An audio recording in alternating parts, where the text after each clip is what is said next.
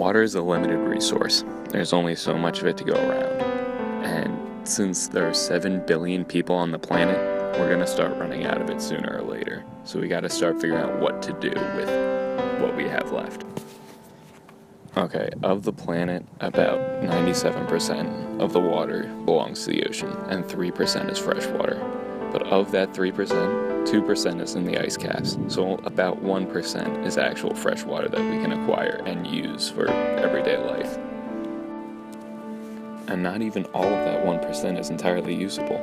About a quarter of that 1% belongs in lakes and can't be used, and another 4% is in the atmosphere that definitely can't be used, another 3% in the wetlands, and about 0.5% in rivers and streams. So, of the water that we do have, where does it go?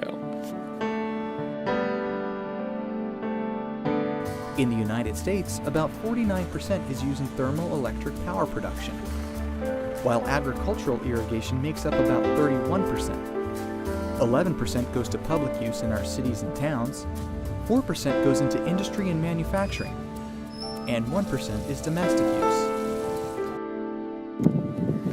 As you can see, we take up a lot of water, and not all of it is for personal use. It's for industry, it's for agriculture, whatnot. So we use up a ton.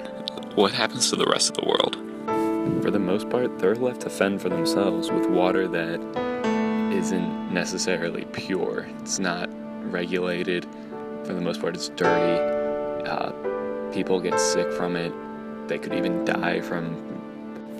So this issue goes beyond just saving water for ourselves. We need to start thinking about the rest of the world. Just providing clean water for them, and we can easily do that by not wasting the water that we have to ourselves. Because in many places, water isn't readily available to certain villages. They need to walk tens of miles in order to get some water. Or even if they get to the water, it's contaminated. It's just not safe to drink. It's not safe to use in their house. It's not safe to bathe in. It's not safe to wash their clothes. Nothing. So it's a common day struggle for some people to even get water.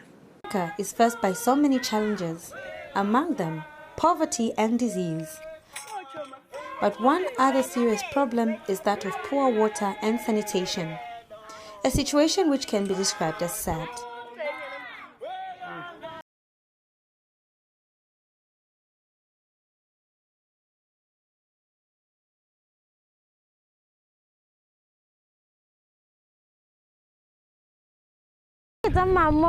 Ke tsele telle ka re ke a tra fene ke tswa furu ke hela metsi a ke khone re nka ya pompa re ke re metsi una dithepe tse ding di tswa metsi tse ding ha di tswe metsi e ke ka ma ha ke nna mo yona ha itse metsi ene furu ke tswa furu ke taba ya mpotele le go sekolo ga ke khone utlwa pile ga re sentse furu ke pompo or after school ke pompo ha ke khone ke ra metsi.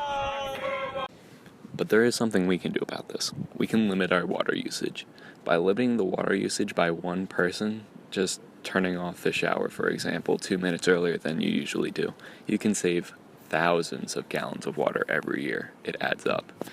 Or even brushing your teeth, not leaving the faucet on, you can save another couple thousand.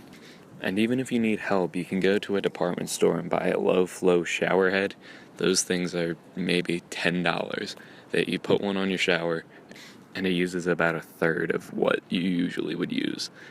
Or even fixing a leaky faucet. By fixing a leaky faucet in a sink or a toilet, you can save another couple thousands of gallons. It may sound ridiculous, but it's the truth. And every gallon is helpful and useful in order to save the world. Every drop counts.